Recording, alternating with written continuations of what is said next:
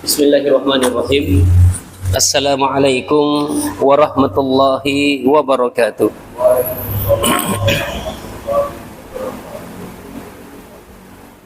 Alhamdulillah. Alhamdulillahilladzi hamdan thayyiban mubarakan fihi kama yuhibbu rabbuna wa yarda. Asyhadu an la ilaha illallah wahdahu la syarikalah wa asyhadu anna Muhammadan abduhu wa rasuluh. Allahumma shalli ala Muhammad wa ala alihi wa sahbihi wa man tabi'ahum bi ihsanin ila yaumil qiyamah. Saudara dan saudariku kaum muslimin dan muslimah rahimani wa rahimakumullahu jami'an. Ada sebuah doa di dalam Al-Qur'an, dan doa ini kayaknya jarang diantara kita yang mengucapkannya. Padahal doa ini betul-betul ketika Allah kabulkan bisa jadi sebab terbesar selamatnya seorang hamba di akhirat. Doa ini diucapkan oleh Nabi Yusuf alaihissalam, salah satu nabi yang Allah ceritakan kisah hidupnya lengkap dari kecil sampai dewasa, dan salah satu nabi yang Allah abadikan namanya menjadi salah satu surat dari Al-Quran. Jadi ada 6 nabi yang namanya dijadikan surat Al-Quran: Nabi Nuh, Nabi Hud, Nabi Ibrahim, Nabi Yusuf, Nabi Yunus, dan Nabi kita Muhammad alaihi salatu wassalam. Di surah Yusuf ayat ke-101, Nabi Yusuf alaihissalam berdoa setelah Allah beri dia kerajaan, setelah Allah subhanahu wa ta'ala limpahkan nikmat, diajari takwil mimpi. Kemudian di penghujung doanya Nabi Yusuf, dia berdoa, wa tawaffani musliman, ya Allah, wafatkanlah saya sebagai muslim, wa alhiqni bisolihin, dan gabungkanlah saya bersama saudara-saudaraku para nabi. Siapa di antara kita yang pernah berdoa, ya Allah, wafatkanlah saya sebagai seorang muslim? Ini jarang sekali. Kita pikir kita sudah muslim, ngapain lagi berdoa diwafatkan dalam keadaan muslim? Nah, ini menunjukkan ketidakpahaman orang munafik yang dia masuk Islam di hadapan Nabi, berjumpa, melihat langsung, bergaul langsung, berinteraksi. Tapi apa hasil dari perjumpaan itu? Allah berfirman dalam surah Munafikun ayat pertama, idza ja'akal munafiq qalu nashhadu innaka la rasulullah. Kalau datang kepada engkau ya Muhammad orang munafik, mereka berkata, kami bersaksi bahwa engkau adalah Rasulullah. Jadi orang munafik itu masuk Islam langsung di depannya Rasulullah, berhadapan langsung. Tapi apa yang terjadi? Di ayat pertama, di penghujung ayat, Allah berfirman, innal munafikin lakadzibun. Orang munafik itu dusta. Dusta. Di ayat lain Allah berfirman, innal munafik fi darki asfal minan nar. Orang munafik itu di akhirat nanti letaknya di neraka yang paling bawah. Lebih mengerikan daripada nerakanya orang kafir. Padahal dia ini semasa hidup bersyahadat, ibadah, puasa juga, bahkan melakukan jihad bersama Rasulullah. Bahkan Rasulullah ketika dia jadi imam, ada orang munafik di belakangnya yang ikut sholat. Rasulullah membaca surat Al-Fatihah, ihdina siratal mustaqim. Ya Allah, ihdina, tunjukkanlah kami ke jalan yang lurus. Ini Nabi yang berdoa. termasuk imamnya yaitu Rasulullah dan termasuk makmum yang ada di belakang. Tunjukkanlah kami. Doanya Nabi kepada orang munafik tidak tembus. Nah, ini menunjukkan bahwa posisi kita dalam kondisi penting dan genting. Karena memang dalam keimanan itu sering kita ulang-ulang, tidak ada status aman. Tidak ada. Mau dia sehebat apapun keimanannya, semuanya statusnya siaga dan waspada. Itulah Rasulullah SAW bersabda, "Lau ta'lamuna ma'a'lamu." Kalau kalian tahu apa yang saya tahu, kalau kalian miliki ilmu seperti ilmu yang saya miliki, la dhahiktum qalila wa la bakaitum katsir. Kalian pasti banyak menangis, sedikit tertawa. Rasulullah dia bersabda seperti itu bukan acting, bukan sandiwara, itu hakikat. Kalau kalian tahu apa yang saya tahu, kalau kalian ilmui apa yang saya ilmui, kalian pasti banyak menangis, sedikit tertawa. Dan memang kehidupan Rasulullah begitu. Rasulullah itu kalau kita baca hadis tentang beliau tertawa sampai kelihatan gerahamnya, itu bisa dihitung jari, tidak sampai 10. Tapi kalau Rasulullah SAW menangis setiap malam, kalau Rasulullah sholat itu seperti di dadanya itu ada air yang mendidih, ada tangisan yang dia tahan, tapi jadi kedengarannya seperti air yang mendidih. Itu manusia yang paling mulia, pimpinan dari pimpinannya Nabi. Tapi tidak ada perasaan merasa pede, sudah pasti, tidak usah terlalu. Nah, itu bahasa-bahasa orang sekarang. Umar bin Khattab radhiyallahu ta'ala dia berkata, kalau ada suara dari langit berkata, semua kalian masuk surga kecuali satu orang. Kalau ada suara yang berkata begitu dari langit, maka saya khawatir, saya takut satu orang itu adalah saya. Padahal dia dengar Rasulullah bahwa dia termasuk penduduk surga. Jadi tidak ada status aman. Kenapa dan mengapa? Karena orang masuk surga bukan karena amalannya. Tidak ada orang masuk surga gara-gara amalannya. La yadkhulul jannah ahdukum fi amalihi. Tidak ada salah seorang di antara kalian yang masuk surga gara-gara amalannya. Jadi sebanyak apapun, sehebat apapun, bukan itu. Yang menjadi sebab adalah ridha Allah, rahmat Allah. Itu yang jadi sebab. Itulah kita, ketika kita beramal sehebat apapun, jangan percaya diri bahwa pasti-pasti, jangan. Karena bukan amalan yang menyebabkan kita masuk surga. Dan kalau kita bergelimang dosa pun, jangan kita berputus asa. Ampunan Allah, selama kita masih mau bertobat, maka itu masih terbentang luas.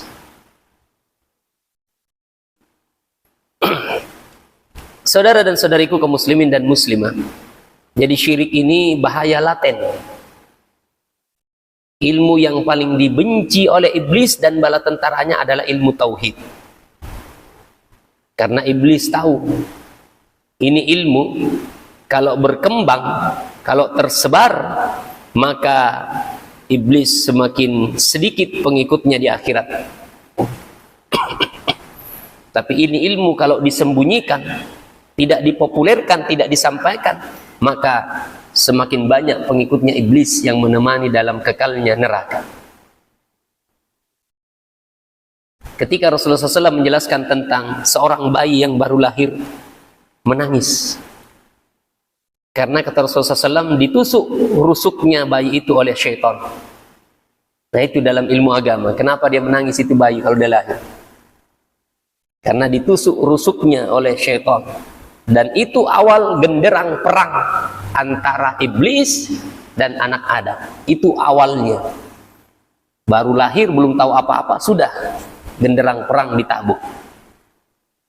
Iblis bersumpah, "Fabi izzatik la'ughwiyannahum ajmain." Demi kemuliaan Allah, saya akan sesatkan semua manusia tanpa kecuali. Jadi kalau Anda merasa diri Anda manusia, berarti Anda jadi sasaran iblis untuk disesatkan. Innahu lakum aduwwum mubin. Syaitan itu musuh yang nyata bagi kalian. Jadi jangan santai, jangan lengah. Ketika Rasulullah menjelaskan tidur siang, kailu fa inna syaitan la kailulah. Tidur sianglah sekalian karena syaitan tidak tidur siang. Jadi syaitan itu tidak pernah tidur. Hasan Al-Basri ditanya, ya Syekh, ya Ustadz, apakah syaitan itu tidur? Kata Hasan Al-Basri, kalau syaitan itu tidur, kamu akan pernah lihat manusia tidak bermaksiat. Tapi coba kamu lihat 24 jam manusia tidak ada kecuali bermaksiat, karena syaitan memang tidak pernah tidur. Jadi kalau kita belajar ilmu agama itu, kita memperhebat rasa takut kita, mempertebal keimanan kita, dan senantiasa kita siaga dan waspada, jauh dari kelengahan, kelalaian, dan keteledoran. Ada doa yang diajarkan Nabi kita tentang berlindung dari kematian, yang kematian ini mengerikan. Allahumma inni a'udzubika minat taroddi. Ya Allah, saya berlindung kepadamu dari taroddi. Taroddi itu jatuh dari ketinggian. Naik pesawat jatuh, di lantai 2 jatuh, memanjat jatuh, meninggal. Wal hadmi. Saya berlindung kepadamu ya Allah, mati dari benturan, tabrakan, keinjak, kelindas. Wal gharaq, mati dalam keadaan tenggelam. Wal hariq, mati terbakar. Ini mati-mati semua ini mati syahid loh. Mati benturan itu mati syahid. Orang tabrakan, orang terbakar, tenggelam. Kenapa Rasulullah berlindung dari kematian itu? Karena dalam kondisi seperti itu belum tentu kita bagus sangka kita kepada Allah. Coba Anda pikir Anda terbakar, kira-kira bagaimana itu? Itu tidak tega kalau kita lihat tayangan itu yang orang terbakar terekam di CCTV, panik ke sana kemari. Coba Anda pikir, bisa berbaik sangka kepada Allah dalam kondisi seperti itu, walaupun itu mati syahid. Itu 4. Yang kelima, Rasulullah berlindung dari Allahumma inni a'udzubika an yatakhabbatani syaitan indal maut. Ya Allah, saya berlindung kepadamu untuk didatangi syaitan ketika menjelang mati. Jadi ada genderang perang iblis, permusuhannya dengan anak Adam menjelang meninggal, itu hati-hati. Di sini detik-detik penentuan. Jadi kalau orang mau meninggal itu jangan ditinggalkan, jangan ditinggalkan. Karena di situ iblis yang profesornya, yang doktornya sudah siaga di situ. Karena kata para ulama, ketika iblis berhasil menyesatkan mereka itu, kalau bisa dilihat bergembira, tertawa. Tapi ketika orang meninggal di atas keimanan, iblis menangis sejadi-jadinya. Ternyata kita gagal dari dia lahir, kita goda, kita jebak, kita sesatkan. Ternyata dia selamat, menangis sejadi-jadinya. Jadi orang mau meninggal itu didatangi syaitan.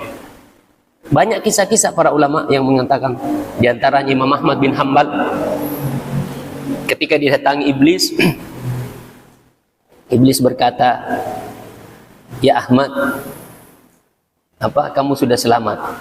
Maksudnya saya tidak bisa goda kamu. Kamu hebat kamu. Nah, begitu orang. Kalau tidak bisa disesatkan maksiat, dipompa keyakinannya, hatinya supaya dia bangga ujub. Apa kata Imam Ahmad? Tidak. Jangan tertipu dengan jebakan iblis.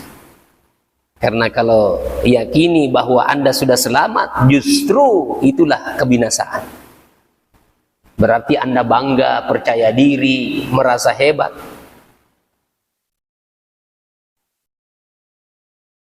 Kemudian yang keenam, Allahumma inni a'udzubika an uqtala fi sabilika mudbira. Saya berlindung kepadamu ya Allah dari mati berpaling dari jalanmu. Sementara berkecamuk perang, kemudian dia mau melarikan diri, ada panah kesasar, kena, mati. Itu su'ul khotimah, berpaling dari peperangan. Dan yang terakhir, Allahumma inni a'udzubika an amuta ladighan. Saya berlindung kepadamu ya Allah untuk tidak mati di atas sengatan, digigit hewan berbisa kemudian dia mati. Ini 7 yang Rasulullah berlindung, dan semoga kita dilindungi dari perkara ini. Kita akan bahas tentang salah satu syirik. Yang syirik ini, kata Ibnul Qayyim di dalam kitabnya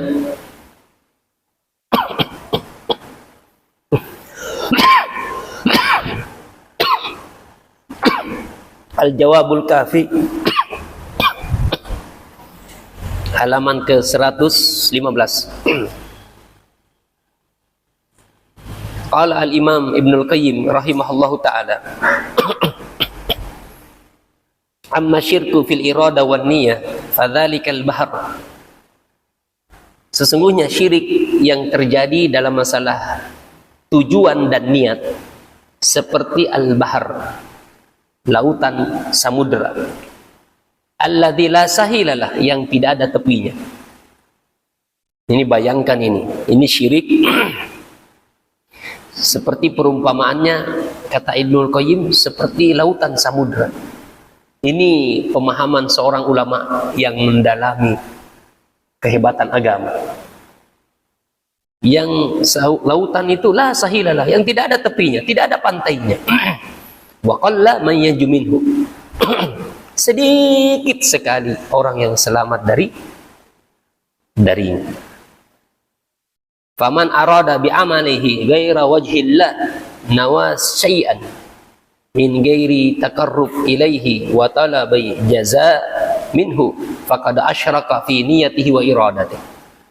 Siapa yang beramal selain mencari wajah Allah, dia niatkan sesuatu selain mendekatkan diri kepada Allah dan balasan dari Allah, sungguh dia telah terjerumus dalam kesyirikan dalam masalah niat dan tujuan.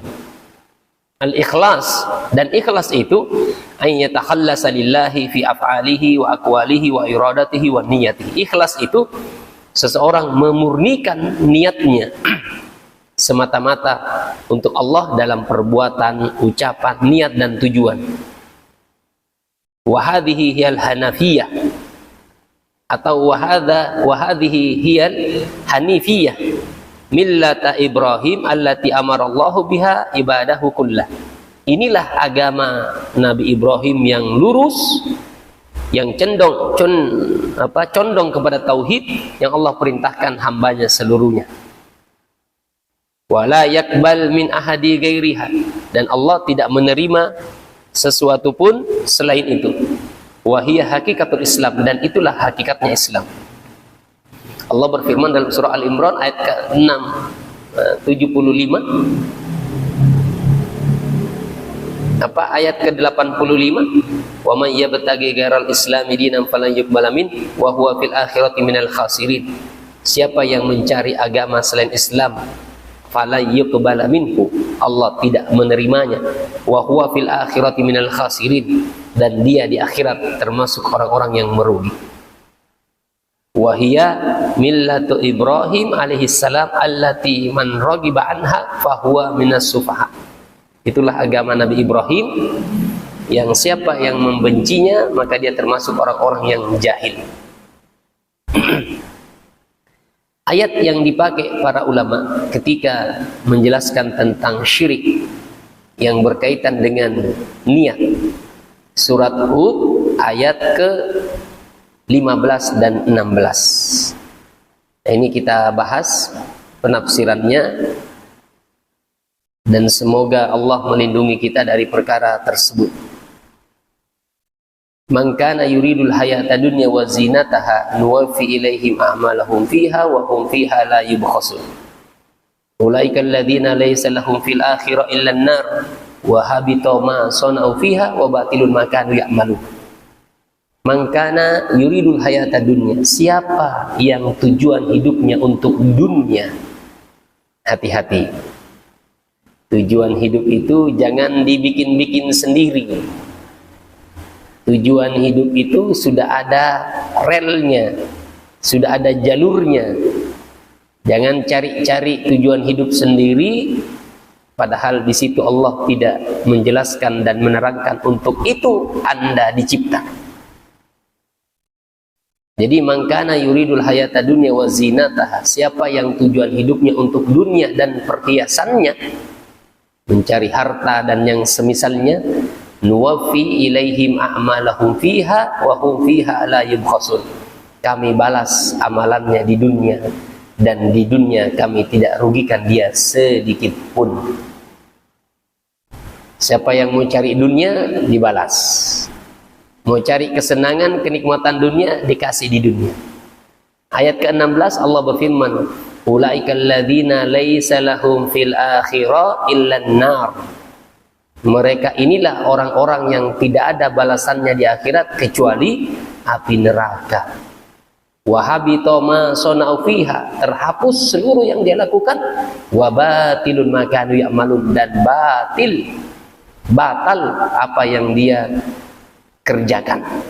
Nah, ini dalil bahwa terjadi kesyirikan, karena syirik itu membatalkan amalan. Penafsiran ayat ini ada 4. Yang pertama yang ditafsirkan oleh Qatadah, salah satu ulama tafsir, yaqulu ta'ala man kana dunya hammahu wa talabatahu wa niyatahu jazahullahu bihasanatihi fid dunya. Siapa yang tujuan hidupnya dunia, keinginannya yang dia cari, tujuannya, Allah balas kebaikannya di dunia. Ini ayat bukan untuk orang kafir, untuk orang Islam yang beribadah. Dia sholat, dia puasa, dia zakat, tapi dia ingin dibalas di dunia. Jadi hati-hati, syirik itu jangan kira menimpa orang-orang yang jauh dari agama. Lebih banyaknya dan lebih seringnya itu menimpa orang-orang yang akrab dan dekat dengan agama. Jadi siapa yang tujuan hidupnya dunia, Allah balas di dunia. Summa yufdi ilal akhirah, kemudian dikembalikan di akhirat, walaysa lahu hasanah, tidak ada dibalas kebaikannya. Yu'ta bihi biha jaza, dan tidak ada balasan di akhirat. Ammal mukmin, adapun orang mukmin, berarti dia bukan orang mukmin, karena tujuan hidup itu sudah Allah atur. Kul, katakan ya Muhammad, inna solati wa nusuki wa mahyaya wa mamati lillahi rabbil alamin la syarika lahu wa bidzalika umirtu wa ana awwalul muslimin. Katakan ya Muhammad kepada umatmu, sesungguhnya solatku, ibadahku, hidupku, dan matiku. Ini 4 disebut satu paket. Solat, ibadah, nusuk itu sembelihan. Sesungguhnya solatku, sembelihanku, hidupku. Jadi hidup itu jangan cari kebahagiaan sendiri-sendiri. Jangan mau rancang tujuan hidup yang tidak pernah Allah izinkan. Apa bedanya orang koslet dalam masalah sholat dengan orang yang koslet dalam masalah hidup? Tidak ada, satu paket ini. Wa mahyaya, hidupku, wa mamati, dan saya mati di atas apa? Mati gara-gara apa? Membela apa? Mempertahankan apa? Memperebutkan apa? Kata Allah, lillahi rabbil alamin, semata-mata untuk Allah, pemilik semua alam. La syarika lahu, yang tidak ada sekutu bagi Allah. Koslet di situ berarti ada penyekutuan. Wa bidzalika umirtu, dan untuk itulah saya diperintah, karena memang agama itu isinya perintah. Kita tunggu perintah kita, karena kita ini hamba. Bahasa sempurnanya kita ini budak.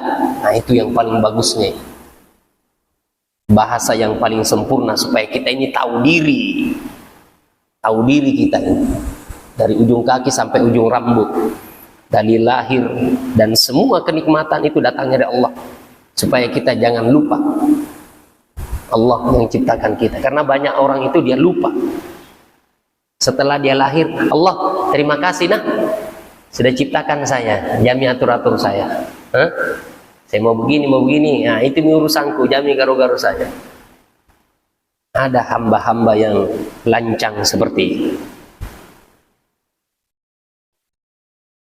Wa ana awwalul muslimin, dan saya termasuk orang-orang yang pertama kali berserah diri kepada Allah.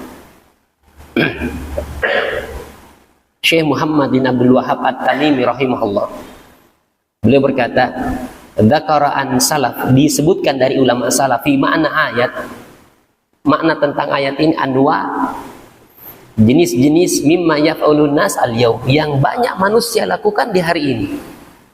Wala ya'rifuna ma'nahu, dan mereka tidak tahu makna ayat ini. Famin dzalika al-amal as-salih, di antara makna ayat ini, orang yang beramal soleh, alladzi yaf'aluhu katsirun minan nas, yang dilakukan mayoritas manusia, ibtigha wajh Allah, mencari wajah Allah, dari sedekah, salat, silah, menyambung silaturahmi, ihsan, berbuat baik, ilan nas, kepada manusia, wa tarku dzulmi, meninggalkan kezaliman, wa nahwi dzalik, dan yang lainnya, mimma yaf'aluhul insan, yang dilakukan oleh manusia, au yatrukuhu khalisan lillah, atau dia tinggalkan karena Allah. Lakinnahu, akan tetapi, la yuridu thawabahu fil akhirah, dia tidak mengharapkan balasannya di akhirat. Salat, ibadah, puasa, zakat, menolong, membantu, berakhlak mulia, tidak ada di pikirannya itu supaya di akhirat saya selamat, di akhirat saya masuk surga, di akhirat saya diampuni. Tidak ada. Murni dia minta dibalas di dunia. Apa balasannya? Innama yuridu an yujaziyahallahu bihifdzi malihi, supaya Allah balas dijaga hartanya. Dia sholat supaya hartanya dijaga, tidak berkurang, tidak kecurian, tidak kebakaran. Wa tanmiyatihi, dan supaya hartanya itu dikembangkan, supaya bisnisnya sukses, lancar. Au hifdzi ahlihi wa iyalihi, atau supaya Allah jaga keluarganya dan kerabatnya. Untuk apa sholat? Supaya sehat-sehat, supaya anakku semua tidak celaka. Itu tujuannya dia. Au idamatil nikmah, atau supaya nikmat itu terus langgeng pada dirinya. Hati-hati ini syirik, ini syirik. Jadi syirik itu bukan orang yang tidak sholat, dia sholat, bukan tidak puasa, tidak melakukan ketaatan, dia lakukan, tapi niatnya koslet. Wala hammata lahu fi talabil jannah, tidak ada niatnya untuk mengharapkan surga. Wal harbi minan nar, dan lari dari neraka. Fahadha yu'ta thawabu amalihi fid dunya. Orang seperti ini dibalas di dunia. Walaysa lahu fil akhiran nasib, dan tidak ada bagiannya di akhirat sedikit pun. Ini penafsiran yang disebutkan oleh Abdullah bin Abbas tentang surat Hud ayat 15 sampai 16. Jadi hati-hati. Tidak ada di dalam Al-Qur'an orang sholat itu supaya dia kaya, supaya dia sehat, supaya dia dimudahkan. Tidak ada. Yang ada itu aqimis sholat li dzikri, dirikan sholat untuk mengingatku. Inna sholata tanha anil fahsya'i wal munkar, sholat itu mencegah kalian dari keji dan mungkar. Kalau mau sukses, mau sehat, mau berhasil, buka pintu ibadah yang namanya doa, berdoa, minta sehebat-hebatnya di situ. Jangan diutak-atik ini sholat. Ini sholat ibadah dia. Itu penafsiran yang pertama. Yang kedua, ini penafsiran yang disebutkan oleh Mujahid, salah satu murid dari Abdullah bin Abbas. Huwa akbar min awal wa akhwa. Yang kedua ini lebih besar daripada penafsiran yang pertama dan lebih menakutkan. Apa itu? Walladzi zakarahul Mujahid fil ayah annaha unzilat fihi, yang disebutkan oleh Mujahid, salah satu murid dari Abdullah bin Abbas, yang ayat ini diturunkan untuk orang model begini. Huwa, ayyamal a'malan sholihah. Ada orang beramal dengan amalan yang soleh. Wa niyatahu ri'anas, niatnya riya. Fawailul lil musalli. Salah satu sebabnya celaka, neraka, wail orang yang salat, orang yang walladzina hum yura'un, orang yang riya. Salat tapi niatnya riya. Jadi niatnya riya wala talaba thawabal akhirah, dan tidak ada niatnya untuk akhirat. Saudara dan saudariku kaum muslimin dan muslimah, riya itu asalnya dia syirik kecil. Ini asalnya. Tapi syirik kecil ini bisa menjadi syirik besar. Orang riya itu dia ingin dapat pahala, tapi dia juga ingin dipuji. Dipujikah, disanjungkah, atau mendapatkan tempat di hati manusia, atau perkara-perkara yang di situ tendensi-tendensi duniawi.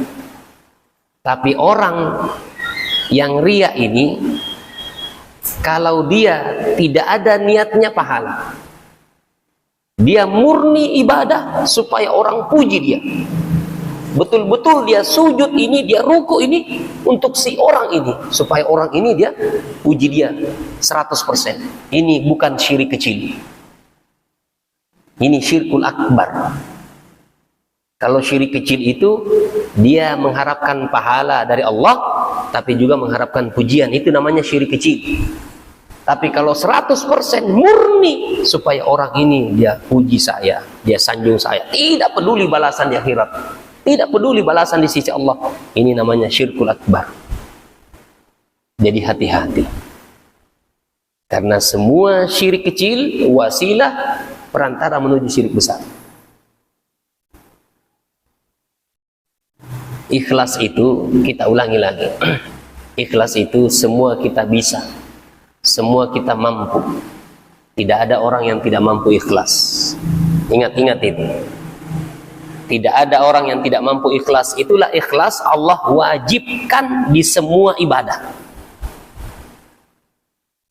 Semua ibadah wajib harga mati ikhlas. Kenapa? Karena semua kita mampu ikhlas. Saya tidak mampu ikhlas Ustaz, kamu bohong. Allah itu la yukallifullahu nafsan illa usaha. Allah tidak mungkin membebani seseorang kecuali menurut kesanggupannya. Dan beban ikhlas ini tidak boleh tidak ada.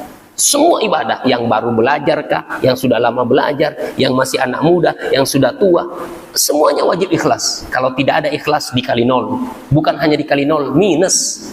Kalau dikali 0, 0. Tapi kalau dikali minus, minus dia. Berdosa. Bukan hanya tidak dapat apa-apa, tapi berdosa. Jadi ingat itu. Ikhlas itu mudah bagi orang yang Allah mudahkan. Tinggal dia geser saja niatnya. Saya mencari ridha Allah. Selesai. Pujian manusia, sanjungan manusia, tidak ada apa-apanya. Manusia mau puji saya satu dunia, kalau saya hina di hadapan Allah, tidak bermanfaat itu pujian. Yakini begitu. Dan itu agama. Syekh Sulaiman Ar-Ruhaili hafizahullah ta'ala, dia berkata, kalau kamu catat orang yang memuji kamu, 1, dia puji saya, 2, dia puji saya, 3, sampai menjadi buku setebal 1 meter atau lebih, itu tidak ada nilainya di hadapan Allah. Kalau Anda hitung-hitung siapa yang puji saya, siapa yang sanjung saya, tidak ada nilainya. Tidak bisa menyelamatkan Anda dari azab dan siksa. Itu penafsiran yang kedua. Man kana yuridul hayata dunya wa zinataha wa fi ilahi ma malahum fiha wa hum fiha la yubkhasun. Orang yang ria ini dibalas di dunia. Dipuji, betul, memang dipuji. Oh iya, tahu. Memang itu yang diharapkan.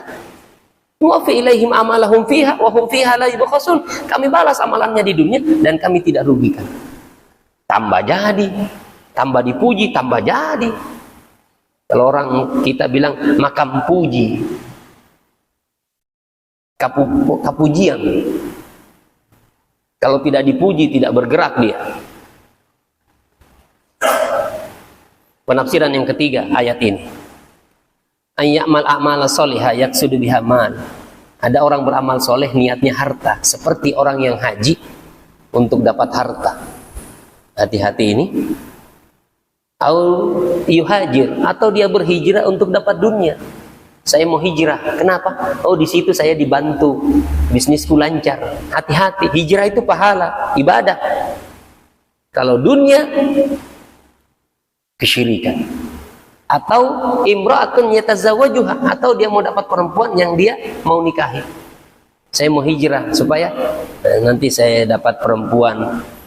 Kalau di kalangan orang umum, saya tidak dianggap uang panai, tidak bisa saya sanggupi. Tapi kalau yang dekat-dekat taklim, kayaknya murah ini panainya. Nah, begitu niatnya dia, gabung-gabung. Hati-hati. Hijrah itu berpindah dari lingkungan keadaan yang tidak baik menjadi baik, itu ibadah. Hati-hati, jaga niat. Rata-rata orang hijrah banyak yang kembali karena niatnya koslet. Yujahidu li ajlil magnam, atau ada orang yang berjihad untuk mencari harta ghanimah. Bukan membela agama Allah, tapi dia cari harta ghanimah. Faqad dzakara hadzal naw' aidha fi tafsir ayat. Ini salah satu penafsiran dari ayat tersebut. Seperti yata'allamul rajul li ajlil madrasah ahlihi, seperti orang belajar agama supaya dia mengajar di sekolah keluarganya. Hati-hati ini. Orang tuanya punya sekolah agama ini ya, bukan sekolah umum. Dia belajar baik-baik agama supaya dia bisa mengajar di situ. Au maksabihi, atau dia bisa bekerja di sekolah keluarganya. Au riasati, atau dia menjadi ketua di situ, menjadi kepala yayasan. Hati-hati. Orang belajar agama tidak boleh diniatkan untuk itu. Au yata'allamul Qur'an yuwatibu ala sholat, atau dia belajar Al-Quran, dia rajin sholat supaya menjadi wadhifatul masjid, penjaga masjid. Kama huwa waqi' katsir, sebagaimana yang banyak terjadi. Hati-hati ini. Agama itu mulia. Jangan mencari dunia dengan agama. Kalau mau mencari dunia, jadi direktur sana, jadi pengusaha, jadi petani sukses sana, jadi pedagang sukses. Jangan jadikan ilmu agama untuk mencari dunia. Hati-hati. Ini nasihat untuk kita semua. Nasallallahu salama wal afiyah fid dunya wal akhirah. Yang terakhir atau yang keempat. Nah, ini lagi yang lebih mengerikan. Ayyamal bi ta'atillah mukhlishan fi dzalika lillahi wahda la syarika lahu lakinnahu ala amalin yukaffiruhu kufran yakhruju min anil Islam. Dia beramal ikhlas dan tidak ada dia menyekutukan Allah dalam amalan itu, tapi dia pernah melakukan amalan kekafiran yang mengeluarkan dia dari Islam. Hati-hati. 10 tahun yang lalu dia pernah menyembelih untuk selain Allah. Ini syirkul akbar ya. Hidupnya sekarang sukses, bangun ini, bangun itu, dibalas ibadahnya di dunia. Sholatnya dibalas di dunia. Dikasih senang, dikasih kenyang, dikasih kaya, dikasih sukses. Hati-hati. Pernah dia lakukan satu amalan yang mengeluarkan dia dari Islam, tapi dia tidak tahu. Hati-hati. Dibalas di dunia itu, dia sholat, dia ibadah, dia puasa, dia zakat, dia haji, dibalas di dunia. Ini penafsiran keempat ini ayat, dan ini yang lebih mengerikan. Ini penafsiran dari Anas bin Malik. Seperti contohnya juga ahlul kitab. Ada ahlul kitab itu yang buka yayasan. Dia ikhlas. Orang penderita AIDS, dia biayai. Dia terapi. Orang kena leukemia, kanker darah, dia biayai. Tidak ada niatnya dipuji, tidak ada. Memang murni ikhlas, kemanusiaan, dibalas di dunia. Yayasannya berkembang, makin banyak bantuan, makin. Itu caranya Allah balas di dunia. Jadi orang yang melakukan amalan, dia beribadah kepada Allah Subhanahu wa ta'ala, tapi dia pernah melakukan satu kekafiran atau satu kesyirikan, yukhrijuhum minal Islam bil kulliyah, yang mengeluarkan dia dari Islam. Hati-hati tadi. Itu yang kita sebutkan, pembatal keislaman itu 400 lebih. Dan pembatal keislaman itu ada 5 pintunya. Kita ulang-ulangi lagi ini. Karena ini ilmu yang paling dibenci oleh iblis untuk disebarkan. Yang pertama, ada orang yang batal keimanannya karena keyakinannya. Biar dia tidak bilang, saya yakin di kampungku itu ada pohon, dia bisa mendatangkan kesembuhan.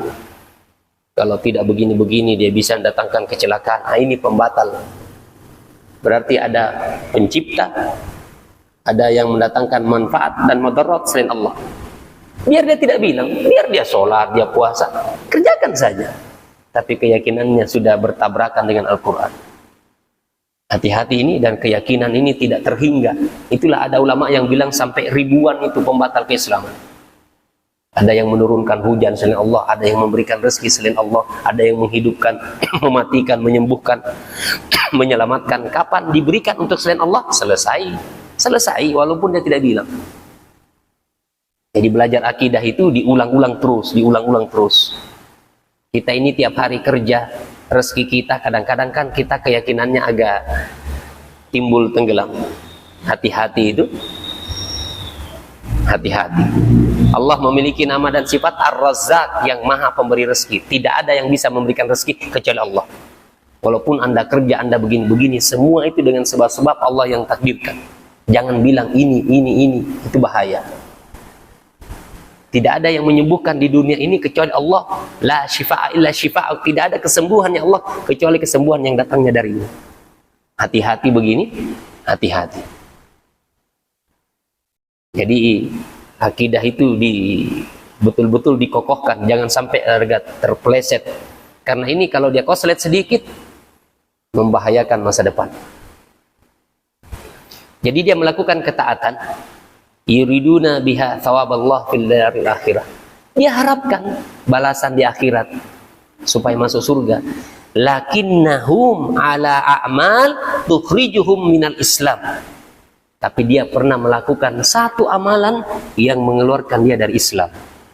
Nah, ini harus kita ilmui. Jangan sampai kita meyakini yang membatalkan Islam. Atau yang kedua, pembatal Islam, ucapan. Ucapan yang membatalkan Islam. Atau yang ketiga, perbuatan. Atau yang keempat, apa yang keempat? Penentangan. Ada satu ayat, ada sepotong ayat yang dia tentang. Kalau orang menentang, selesai. Karena Islam itu tunduk taat. Menentang, bertentangan dengan Islam. Kalau kita belum mampu laksanakan ayat itu, hadis itu, kita akui hadis itu benar, ayat itu benar, tapi saya belum mampu. Tapi saya imani, itu kebenaran. Jadi keimanan itu satu paket.